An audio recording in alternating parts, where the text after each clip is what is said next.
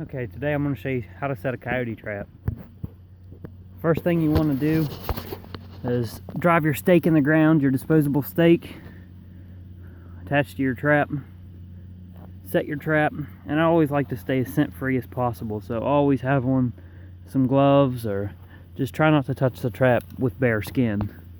Now when you dig your trap bed, you want your trap pan to be about the lowest possible point in your trap bed.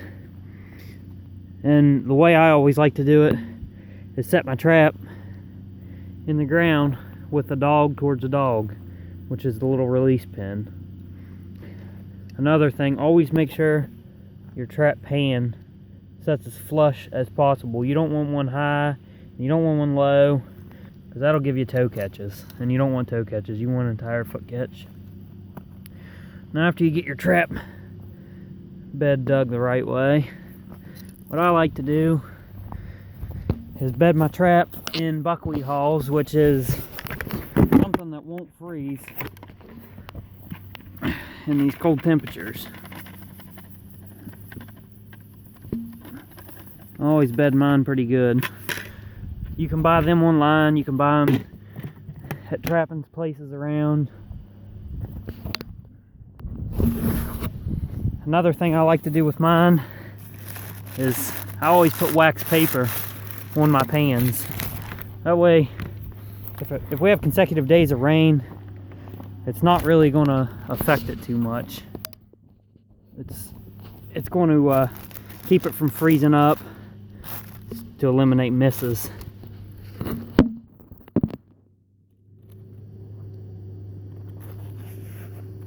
I like to take it and cover the entire trap. That way I don't have to worry about my jaws getting froze or the rain freezing up my pen.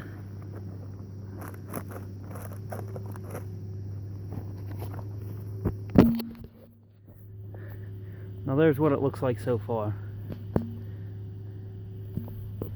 After I do that, I always carry a bag of sifted dirt with me, so I never have to try to find good unthawed dirt. I always carry my own, and it's already sifted, it's already cleaned. I like to make sure my trap's covered good with sifted dirt.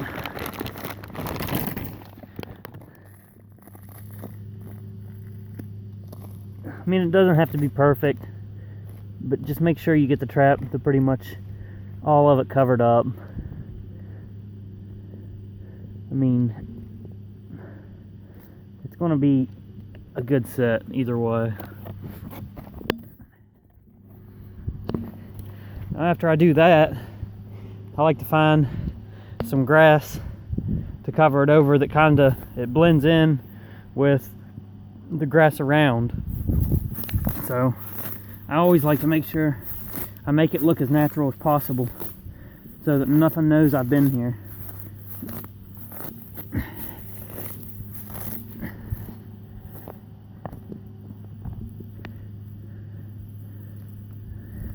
You don't want to get it clumpy on there.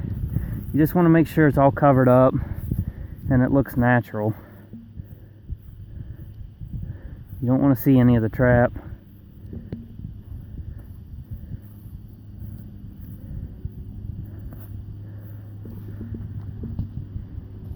More.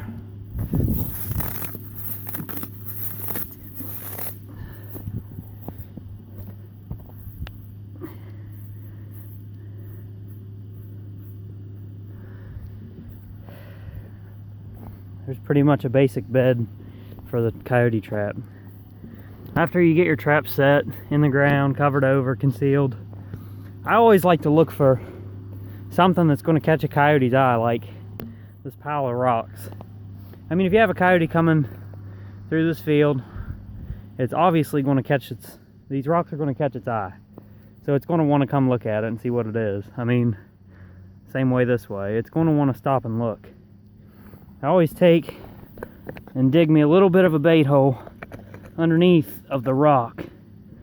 Now, don't leave any clumps of dirt laying where you dig your bait hole underneath your rocks. It's just not a good idea. After you're done with that, use whatever kind of baits you want to use. I always like to just buy my own bait. I don't really use a lot of trashy bait because I've never really had much luck unless I buy my own bait, because I catch a lot of trash like skunks, possums, coons. I like to just buy regular predator bait, and this opossum hollow bait, it's really good. It's Last Supper. It's a really good predator bait. I've had a lot of luck with it. It doesn't freeze. It's pretty potent. I mean, it's got a good strong odor to it. It's for fox, coyote, and cat. It's really actually pretty cheap. It's not that expensive for as much as you get. I mean, that goes a long way. That does a lot of sets. So you want to throw that in your bait hole. It makes a good strong odor for the bait hole.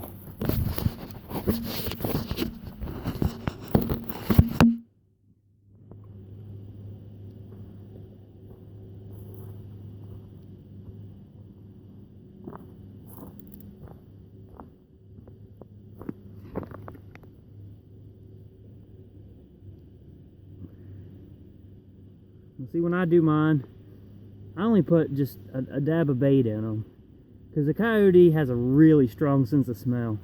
So when you bait it, just get you a glob of it and put it in your bait hole. Now, I carry a lot of different baits and lures with me. A lot of your catches depends on what kind of baits and lures you use. Like, that's a really good lure to catch fox. That's a red fox gland. I use it a lot on my coyote sets also, because coyotes don't like foxes, so I've had a lot of luck with it. I use skunk essence a lot. I have a lot of good luck with skunk essence. It's pretty strong and pretty odor. I mean, it's stout. And beaver castor, coyotes like beaver castor also. I always like to put a glob of beaver castor in my sets, just for good scent. I also use like a coyote gland lure. It makes catching them a little bit easier, because they get a good scent of this when they walk by. It's a pretty strong odor. This one's from Animalistics. I use several different kinds of coyote lures, gland lures. I use different castor lures. On this set, I've already used my meat bait, so I'm probably going to put a little bit of coyote lure, gland lure in it. I'll probably use this one. It's CG Loud Coyote Gland. It's from Animalistics. It's a pretty good gland lure. I've had a lot of luck with it. And probably some skunk essence, because in this open field you really want to use a loud smelling odor bait. That way if something's coming like over in there, it's still going to be able to get a good whiff of it. I mean, it needs to be a powerful bait.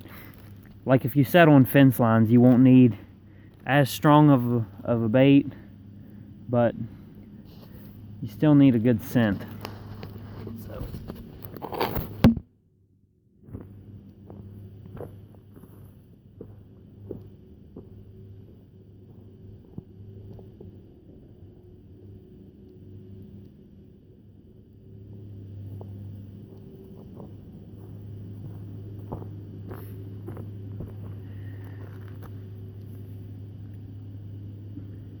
all you want to do